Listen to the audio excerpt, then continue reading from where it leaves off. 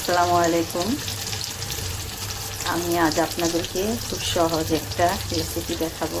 সেটা হচ্ছে উস্তে বা করলা ভাজি। করলা ভাজিটা অনেকেই খেতে চায় না, তিতা লাগে, বলে করলা ভাজি ভালো না। কিন্তু বিশ্বাস করেন, করলা ভাজিকে যদি সঠিক নিয়মে রান্না করেন তাহলে এটা অত্যন্ত মজাদার একটি খাবার এবং স্বাস্থ্যকর তো বটেই। হ্যাঁ, দেখুন আমি করলা ভাজি নিয়েছি, অল্পই ভাজি নিয়েছি। এখানে আমি যেটা দিয়েছি সেটা হলো তেলের পরিমাণটা একটু বেশি এবং পেঁয়াজের পরিমাণটা বেশি। তেল এবং পেঁয়াজ এই দুটো যখন আপনি বেশি পরিমাণে দিবেন তখন আপনার ভাজিটার যে তিতো একটা ভাব সেটা থাকবে না। হ্যাঁ, এখানে আমি কাঁচামরিচ, যারা বেশি ঝাল পছন্দ করেন তো একটু ঝালটা একটু বেশি দেওয়ার জন্য কাঁচামরিচের পরিমাণটা বাড়িয়ে দেবেন। দেখুন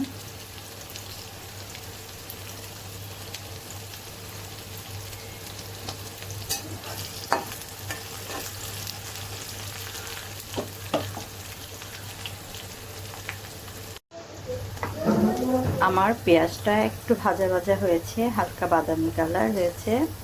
আমি এবার উস্তেটা দিয়ে দিচ্ছি। হ্যাঁ, তেলের পরিমাণটা বেশি দিলে তিতা ভাবটা থাকে না। তবে একটা কথা, যে তেল বেশি দিলেও কিন্তু তেলটা খাওয়া ঠিক হবে না। আমি বিশেষ করে রান্নার শেষে ভাজি থেকে তেলটাকে আলাদা করে ফেলি এবং সেটা ফেলে দিই।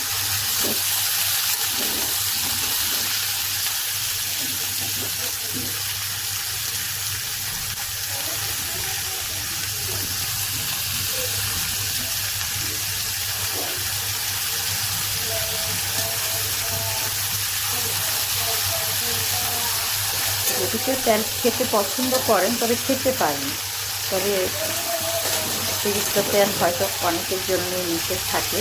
যেমন আমাদের জন্য অতিরিক্ত তেল খাওয়ার সম্পূর্ণরূপে নিষেধ। যতটা সম্ভব তেল কম খাওয়া হয়। এই উচ্ছে ভাজিটা আপনারা ইলিশ মাছের ডিম, রুই মাছের ডিম, চিংড়ি মাছ এগুলো দিয়ে কিন্তু অনায়াসে রান্না করতে পারেন। ওটার টেস্ট আবার আলাদা। আর এখানে আমি কিন্তু কোনো মাছ বা ডিম অ্যাড করিনি, আমি শুধু কাঁচামরিচ আর পেঁয়াজ দিয়েছি। হ্যাঁ, এখানে আরেকটা কথা, সেটা হলো আমি উস্তে ভাজিটা কখনো ঢাকি না। ঢেকে দিলে হয় কি, অনেক সময় তেতোটা বেড়ে যায়। তো সেটা আমি শিখেছি আমার বাবার বাড়ির এক প্রতিবেশী ভাবির কাছ থেকে। উনি বলতেন যে উস্তে ভাজি যদি কেউ না ঢাকে তাহলে সেটা আর কখনোই তিতে লাগবে না। দেখুন আমার ভাজি হচ্ছে। তেলের পরিমাণটা অবশ্যই বুঝতে পারছেন যে আমি তেলটা বেশি পরিমাণে দিয়েছি।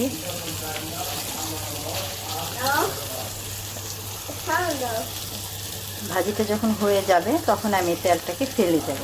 হ্যাঁ, আপনাদের দেখাচ্ছি তেলটাকে ফেলে দেওয়ার জন্য আপনারা এভাবে একদিকে একটু পাত্রটাকে কাত করে দেবেন। কাত করে দিলে তেলটা একদিকে ঝরে যাবে।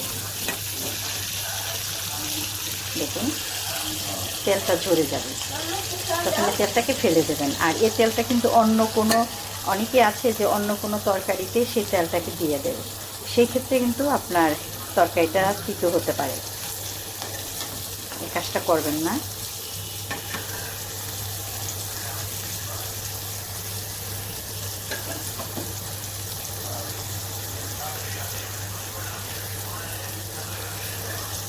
হ্যাঁ, আর দেশের যে সার্বিক অবস্থা, প্রাকৃতিক অবস্থা খুবই খারাপ। অতিবৃষ্টি, এদিকে চারপাশটি জেলাতে বন্যা হচ্ছে, প্রাণহানি হচ্ছে। আমরা সবাই আল্লাহর কাছে দোয়া করি আল্লাহ যেন আমাদের এই পরিস্থিতি থেকে উদ্ধার করেন। এক সময় আমরা বৃষ্টি চেয়েছি আল্লাহর কাছে, আল্লাহ রহমতের বৃষ্টি দিন, বৃষ্টি দিন। আর এখন আল্লাহর কাছে চাচ্ছি যে আল্লাহ আপনি বৃষ্টিটাকে বন্ধ করুন, আমাদের সেই বৃষ্টি দেন যা আমাদের জন্য কল্যাণকর হয়। দেশের অন্যান্য স্থানের মতো ঢাকাতে পানিবদ্ধতা বেড়ে গেছে, অনেক এলাকা পানির নিচে নিমজ্জিত রয়েছে, চলাচল বন্ধ। এতে অবস্থাপন্ন মানুষের ক্ষতি না হলেও যারা দিনমজুর এদের খুব কষ্ট হবে। সবারই তো পরিবার আছে।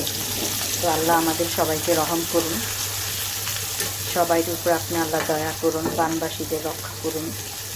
আমরা কত আরামে খাচ্ছি দাচ্ছি, ফ্যামিলি নিয়ে ভালো আছি, অথচ ওরা কি করুণ অবস্থায় আছে। আল্লাহ ওদেরকে হেফাজত করুন।